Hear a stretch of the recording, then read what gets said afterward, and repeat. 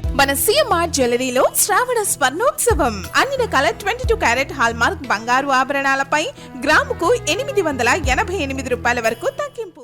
Doctor Priyanka హత్య కేసులో ఇవాళ నిందితులను కస్టడీలోకి తీసుకున్నారు. ఈ నెల 21 వరకు నిందితులను పోలీస్ కస్టడీకి అనుమతించింది కోర్టు.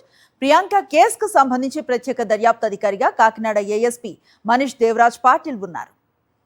డాక్టర్ ప్రియాంక హత్య కేసులో ఇవాళ నిందితులను కస్టడీలోకి తీసుకున్నారు.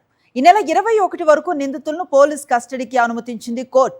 ప్రియాంక కేసుకు సంబంధించి ప్రత్యేక దర్యాప్తు అధికారిగా కాకినాడ ఏఎస్పీ మనీష్ దేవరాజ్ పాటిల్ ఉన్నారు.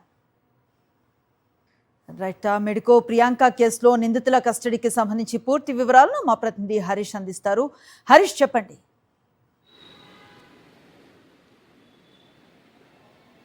అనుశ్రీ, రాజమండ్రిలో జరిగిన ఈ ప్రియాంక దుర్ఘటనకు సంబంధించి నిందితులు 14 రోజుల పాటు రిమాండ్ విధించారు. ఈ నెల 21వ తేదీ దాకా. ఈలోపు పోలీసులు వాళ్ళ కస్టడీలో కావాలని కోర్టులో కేసు పిటిషన్ ఫైల్ చేయడం జరిగింది. దాంతో 3 రోజుల పాటు కస్టడీకి ఇచ్చారు. ఇవాళ 11 గంటల నుంచి 21వ తేదీ 11 గంటల వరకు పోలీసులు కస్టడీలో తీసుకోవచ్చని కోర్టు డైరెక్షన్ ఇచ్చింది. 5 రోజుల పాటు కస్టడీకి పోలీసులు అడిగారు. కోర్టు 3 రోజుల పాటు గ్రాంట్ చేసింది. ఈ నేపథ్యంలో నిందితులను తీసుకుని ఇప్పుడే గవర్నమెంట్ ప్రభుత్వ ఆసుపత్రికి వెళ్ళి వాళ్ళకి వైద్య పరీక్షలు నిర్వహించనున్నారు. అనంతరం అక్కడి నుంచి వాళ్ళని ప్రకాష్ నగర్ పోలీస్ స్టేషన్కి తీసుకెళ్ళనున్నారు. ఈ మొత్తం వ్యవహారానికి సంబంధించి ఈ సీన్ రీక్రియేషన్ కూడా చేస్తారు. ఎక్కడైతే ఘటన జరిగింది, ఏం జరిగింది, ఆ సమయంలో ఎవరెవరు ఏం చేస్తున్నారు విషయం మీద కూడా పూర్తి స్థాయిలో ఈ విచారణ టీం ఏదైతే ఉందో, కాకినాడ అదనపు ఎస్పీ మనీష్ దేవరాజ్ పాటిల్ ఆధ్వర్యంలో ఏర్పాటైన టీం ఏదైతే ఆయన్ని ప్రత్యేక అధికారిగా నియమించారు, ఇది కేసు ఇన్వెస్టిగేషన్కి సంబంధించి ఆయన ఆధ్వర్యంలోనే ఈ కేసు అంతా నడవనుంది. ఇప్పటికే నిందితుల మీద 106 BNS కింద కేసు నమోదు చేయడం జరిగింది. హత్యానేరం కింద కేసు నమోదు చేయడం జరిగింది.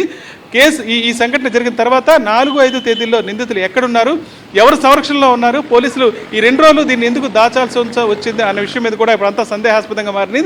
దీని మీద కూడా ఈ విచారణ ఇంకా కొనసాగనుంది. దీంతోపాటు నిందితులు మద్యం మాత్రమే తాగారా, డ్రగ్స్ తీసుకున్నారా, నార్కోటిక్ అనాలిసిస్ టెస్టులు ఏమైనా జరిగితే వాటి ఫలితాలు ఏమైనాయి అన్న విషయం మీద కూడా ఈ విచారణ జరగనుంది. మొత్తానికి ఈ 3 రోజుల పాటు పూర్తి స్థాయిలో నిందితులు విచారిస్తేనే దీనికి సంబంధించిన అంశాలన్నీ బయటపడే అవకాశం ఉంది.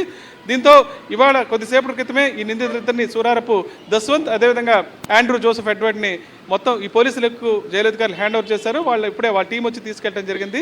ఈ 3 రోజుల పాటు పూర్తి స్థాయిలో ఈ విచారణ కొనసాగిన తర్వాత అనేక అంశాలకు సంబంధించిన విషయాలు వెల్లడి కానున్నాయి. Anusri, thank you Harish.